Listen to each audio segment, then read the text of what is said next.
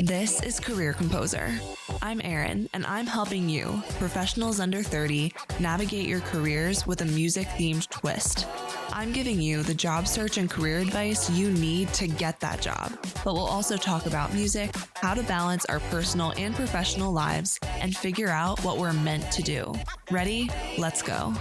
Happy Monday and welcome back to Career Composer. This week we're talking about everything you need to do to prepare for your upcoming interview. It's kind of like when you're packing for vacation. You think you have everything, but you just know you're forgetting that one thing and you can't put your finger on what exactly that is. Well, just like a vacation packing list would have been super helpful in that moment, this is your all-industry interview prep checklist. I morally, as a career counselor, just cannot have you guys walking into an interview wondering if there's something else that you could have done to be more prepared or more successful. This list applies to all interviews in all industries and ensures that you have both the physical items you need before an interview and that you're also mentally prepared. We'll cover what you physically need to bring with you if you're interviewing in person, my favorite interviewing tricks to keep in your back pocket, how to mentally prepare, including how to do your research, what you need to know going in, how to change your mindset so that way you feel your best, and we'll also talk about wardrobe and what to wear. So I've really got you covered, guys. You're not going to forget anything before your upcoming interview. Today, you're getting a comprehensive list of everything you need to do before your interview to absolutely crush it, like I know you guys will. First, I want you to imagine that you're packing for vacation. Just like you can't wait to put on that new bathing suit and drink pina coladas on the beach, you can't wait to put on that blazer and walk into that interview room like you're walking onto a yacht. Yes, I'm definitely adding You're So Vain by Carly Simon to the playlist. This interview checklist today applies to all industries. We're going to check off the physical items that you need for your in-person interview first, then talk about how to mentally prepare, including how to do your research, what you need to know going in, how to change your mindset so you feel your best. And along the way, I'll throw in my secret for a great interview that is truly a must-have to elevate your answers and respond to unexpected questions. Then we'll get to virtual interviews and some final tips that I have for you guys. So if it's me packing for vacation, I'm starting with clothes. This is the fun part. It's an interview, so you want to dress to impress, but you also want to be comfortable. We're not going to get into a whole lot of detail today, but my recommendation is that you have one interview outfit that you wear to every single interview. There's no guessing, there's no stress of wondering what you should wear.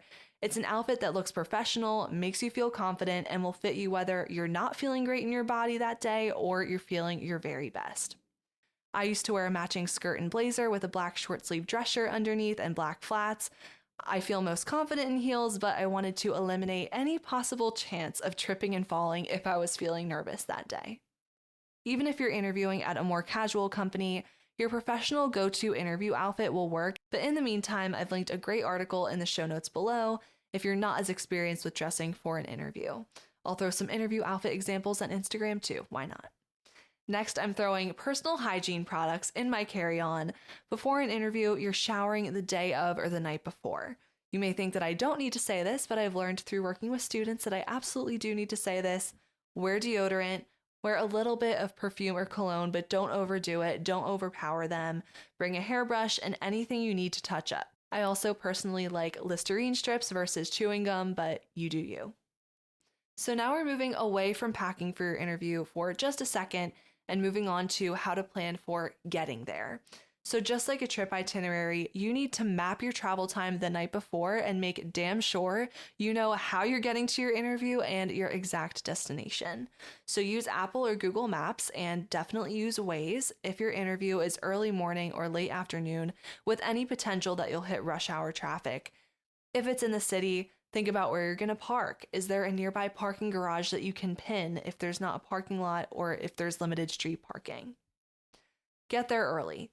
Plan to be there at least 30 minutes early because you never know what will happen on the way. If you're traveling into the city, I personally don't mind getting there 45 minutes to an hour early and sitting in a coffee shop reviewing my notes until it's time. You'll want to walk into your actual interview about 10 to 15 minutes before it starts, because this shows them that you're not just on time, you're there early, and this also gives you a little bit of time to hydrate, go to the bathroom, and do whatever you need to do. The next thing, and now we're going back to packing, it's one of the most important things. You need a black pad folio or a black folder with copies of your resume for each interviewer who you expect to be in the room.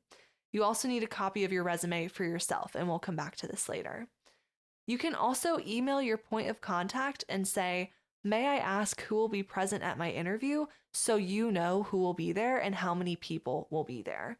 If you don't know how many people will be there, I mentioned that you want to bring resumes for your interviewers. So I recommend bringing 5 copies. 2 copies is probably fine, but again, I'm an overthinker and it's always better to be over-prepared. The reason why you should have resumes for everyone in the room, if possible, is because this ensures that, first, they have your most current resume. So let's say you applied to the job 6 weeks ago and they're just now interviewing people. Now they have your most current up-to-date resume. It also shows them that you are thoughtful and considering the fact that it might be nice for your interviewer to have your resume to reference while you're speaking. A good interviewer will have already printed your resume out, but not everyone has time to do this. The reason why I like padded folios versus a regular black folder is because they have a folder for your resumes and they also have a place for refillable notepad paper. I linked one below that's on Amazon. It's $15. It's also the exact same pad folio that I used to hand out to students when I used to plan professional events in my last role. Which brings me to my next point. I spoke about taking notes. You need some way to take notes that's not on your phone. Whether it's the notepad in your Padfolio or a separate notepad, you need paper and a working pen. Again, don't use your phone to take notes. Even if your interview is virtual, you also need a way to take physical notes because you don't want to be splitting your laptop screen to take notes in a separate Word document. Your computer should be reserved for the Zoom interview only. Business cards are also an added touch that you can bring and keep them in your Padfolio if you have them, but definitely do not go through the extra trouble of creating business cards just for an interview. It's really not required or necessary. Other things, silence your phone and eat something beforehand. You do not want your stomach growling and you don't want to be distracted thinking about how hungry you are and how excited you are for a snack after your interview is over. And what should you not bring to an in-person interview? You shouldn't bring a large, clunky purse or a bag that takes up a seat for a whole person. This bag or purse that you bring should not get in the way. It shouldn't be a distraction when you're shaking their hand in the beginning. I would not recommend bringing your emotional support water bottle inside from your car or the train either. You could easily knock over a Hydro Flask or your Stanley, and it will make a very loud noise that could be embarrassing or disruptive, especially if you're speaking during the interview. So really try to avoid bringing that emotional support water bottle. You guys might even be starting to catch on that I am not a particularly graceful person. I'm even more clumsy when I'm nervous. So if you're that way too, this advice definitely caters to you guys out there who are clumsy and will knock over that water bottle or who will fall in heels. So now I'm going to break it up a little bit. I am not saving the best for last today. Next, I'm giving you my secret for a great interview, and what goes along with that is how to do your research and what you need to know going in. I'm a firm believer that everyone needs a discreet interview cheat sheet and a foolproof way to respond to questions that you can't always predict. To some of you, this might sound crazy. Oh my gosh, a career counselor is telling you to cheat in an interview, and that's exactly right. Just kidding. Just kidding, guys. I'm just kidding. This cheat sheet is that extra copy of your resume I told you to keep for yourself a couple of minutes ago. On that resume, you are going to neatly star or underline 5 experiences and or skills from your resume that you feel comfortable talking about over and over and over again. If you don't have a lot of relevant work experience, you can draw from part-time roles, class projects, or volunteer work. And if you don't have a lot of relevant skills, then you can rely on personality traits and soft skills like communication, curiosity, willingness to learn. Whatever you choose, these need to be skills and experiences that you know like the back of your hand. Maybe they're recent experiences that you can easily remember small details from, or it's something that you just feel really comfortable speaking about. If any of the 5 things you've chosen are not on your resume, write 1 or 2 words for each in the margins of your resume that will remind you of what that skill or experience is. So why am I telling you to do this? The reason why is because there will be questions that you can predict based on the job description. Tell us about a time when you worked in a team. Tell us about your experience using R and Python. What is your ideal work environment? But there will also be questions that you can never anticipate, like critique your performance in a past role. What did you do well and how could you have improved? That is a very juicy question, and you could definitely be asked that. Another one is describe a conflict you had with a coworker and how you resolved it. The point is, you don't want to be stuck when you're asked a hard-hitting question. And the way you get yourself unstuck is by having 5 skills or experiences that you can readily cycle through in your head and think, in which of these experiences did I work in a team? And in which experience was my performance on that team the most impressive that I could share? And of course, that would be in response to the question, tell us about a time when you worked on a team. If you're nervous and you draw a blank on what those 5 skills and or experiences are, now they're underlined or starred for you on your resume cheat sheet. If you really want to show up prepared for your interview, I recommend giving yourself a list of interview questions that you haven't practiced answering yet in your preparation. And for each of these questions, cycle through those 5 things you've written down to practice coming up with an answer in the moment. And what else should be on this resume cheat sheet? 2 to 3 facts about the position or the company that really resonate with you. So when they ask you why you're interested in the position, you should already have that answer prepared. They'll definitely ask, but it doesn't hurt to also have 2 to 3 additional points written down that you can work in to your answers throughout the interview when connecting your interests and skills back to the company and what they're looking for. You can also use the margins of your resume or even the back of your resume to write down 3 to 4 questions that you have for the hiring committee. You must come prepared with questions to ask them. Even if they've answered every question that you have throughout the interview and your conversation with them, it doesn't matter. I don't care. Have extras in your back pocket to ask. For example, you can always ask, what do you enjoy most about working here? What opportunities for growth or professional development do you offer? Don't be the person who doesn't come prepared with questions. Even if you can't think of a fancy or impressive sounding question to ask, it really doesn't matter. The important thing is that you ask at least 2 questions at the end. Besides having your resume cheat sheet ready to go, you have to know your stuff about both the position and the organization. Here's how to do your research, and here's what you should do first. Go to the company website. You can read the About page, learn about their mission and vision, maybe even read their CEO's bio. Learn about their products or services and the customers they serve. Go to HR's website and learn about their benefits. If they have an employee directory, this is a goldmine. Go there. If they don't, look up the company on LinkedIn and read about some of the people who work there. You might have already asked who will be present in your virtual or in-person interview, and if they give you the names of these people, immediately go to their LinkedIn profiles to learn about them. Just don't request to connect with them.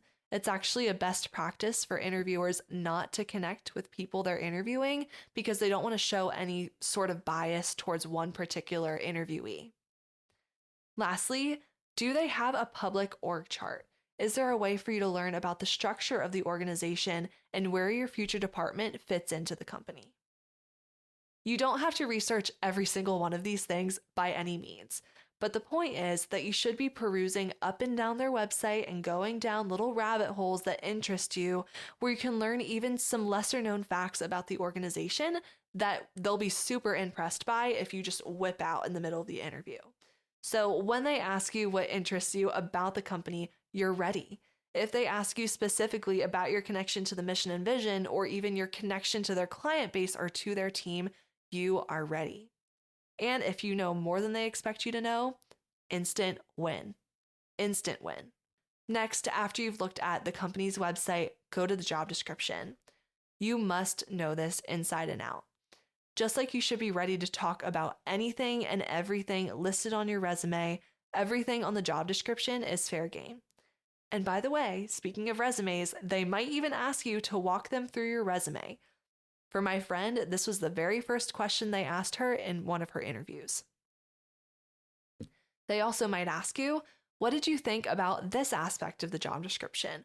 or what excites you most about the job duties. On top of that, you can also use the job description to anticipate other questions they might ask you. For example, if event planning is part of the job duties, be ready for them to ask you, what experience do you have with event coordination? And that's how you do your research. Know your resume, know the job description, and know the most important parts of the company website inside and out. Maybe you even print out a copy of the job descriptions to have next to you. This is definitely not required. It's definitely overkill. But hey, if it works for you, why not just do it? So now let's pivot to mindset and creating your pre and post interview routine.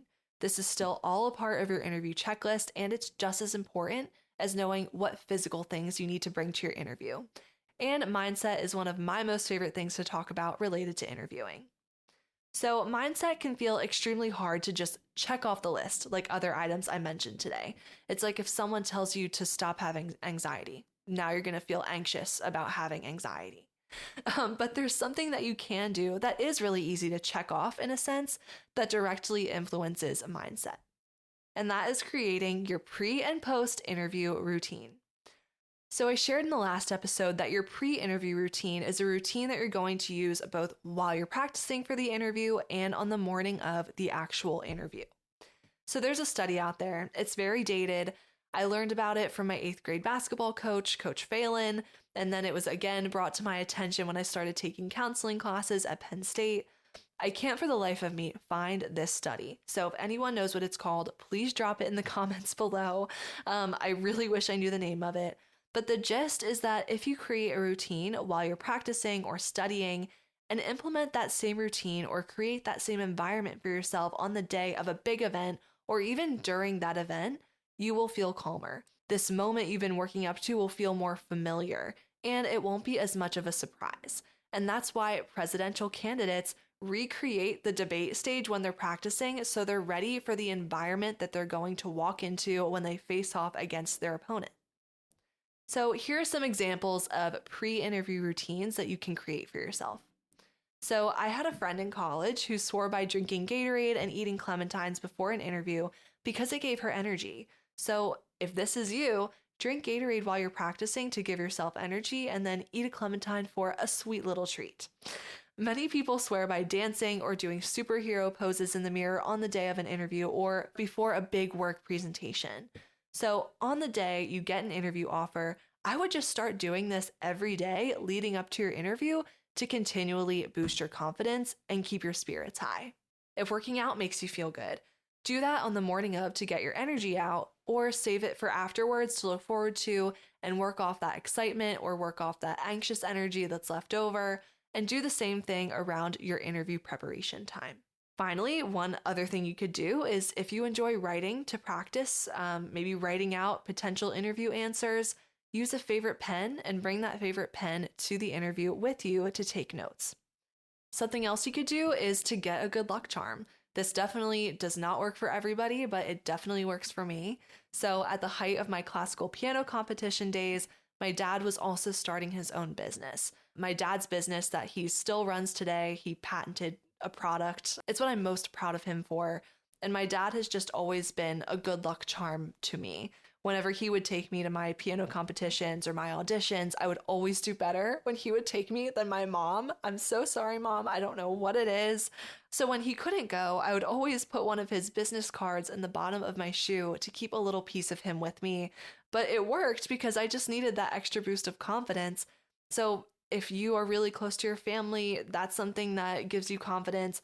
Maybe you put a family photo on the inside pocket of your Padfolio or steal your sister's jewelry that day or something. I don't know. Whatever works for you. Whatever works for you, add that thing to your checklist for your pre-interview routine. But you also need a post-interview routine. We can't forget about that. And what is a post-interview routine? This is a reward. Whether you have the best interview of your life or you don't do as well as you'd hoped, you need a reward that will either be there for celebration or to reward you for just showing up to the interview because that took a lot and you prepared and you did a lot to get there and even get selected for an interview, which you should really be celebrating. So personally, for my post-interview routine, I prefer a pint of Ben & Jerry's, Maybe it's working out or going to a movie, doing something where you can relax, spending quality time with friends. Again, whatever helps you.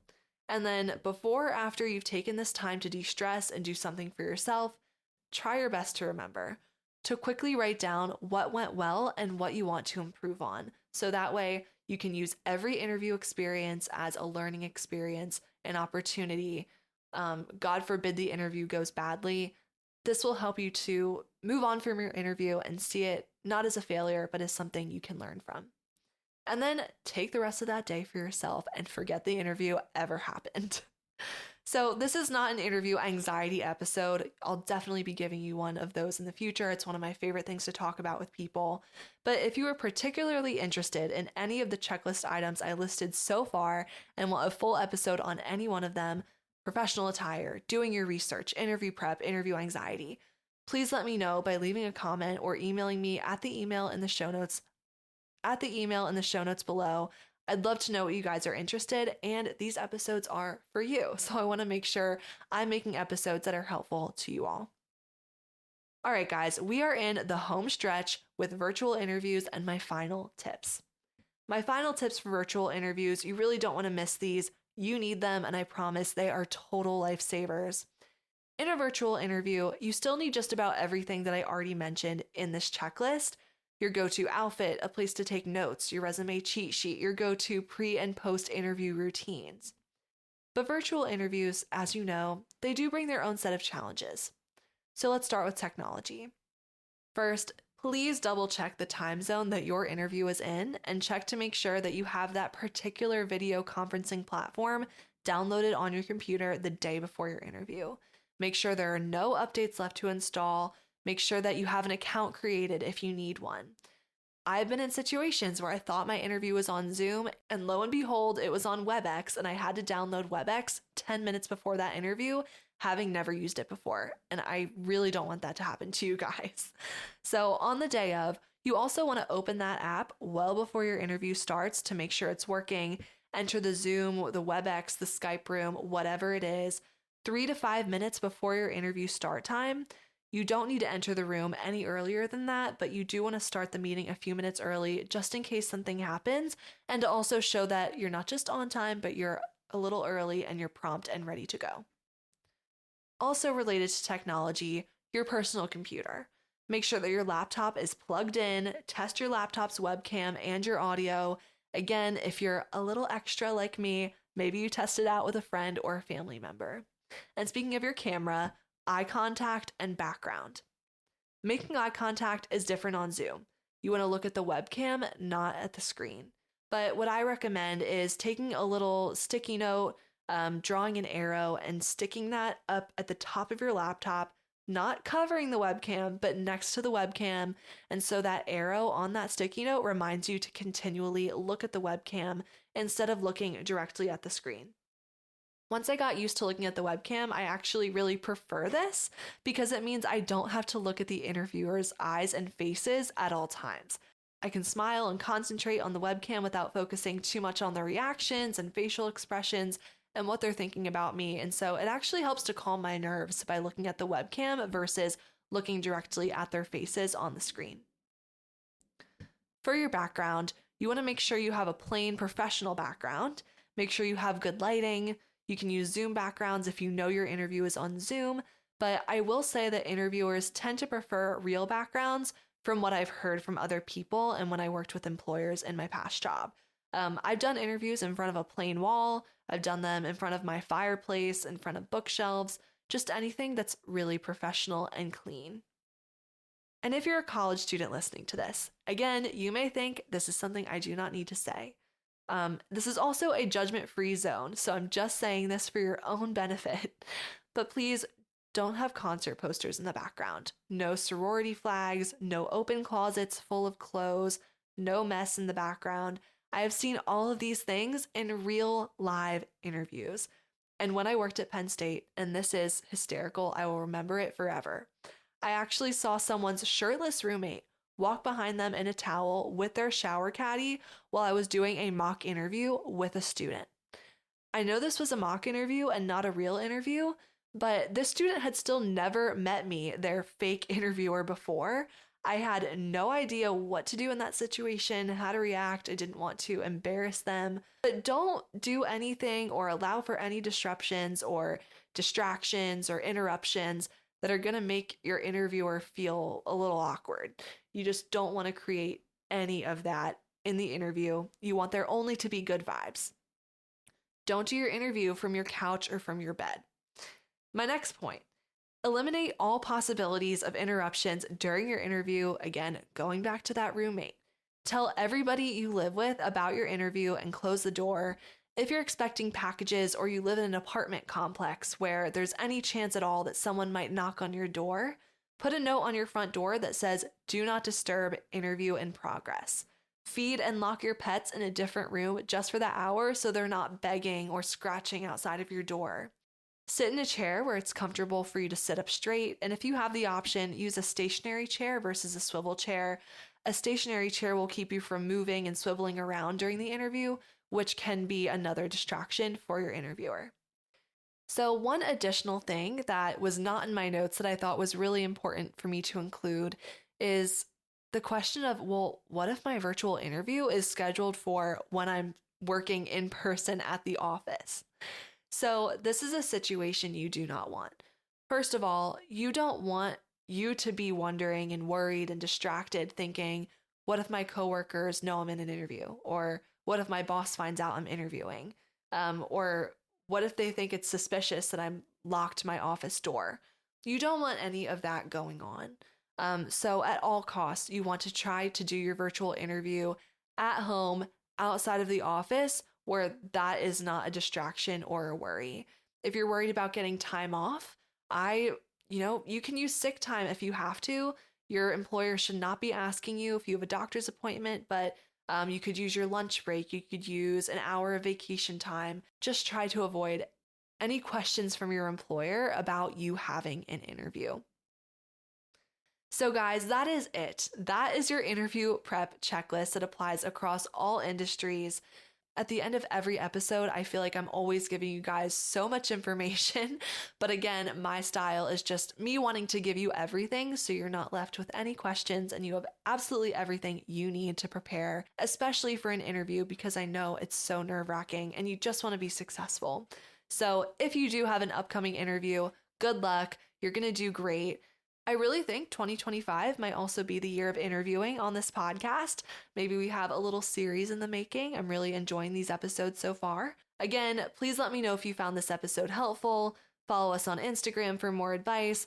Practice some self-care this week. Try to invest in yourself. Maybe add the term Namjooning to your normal vocabulary. I don't know.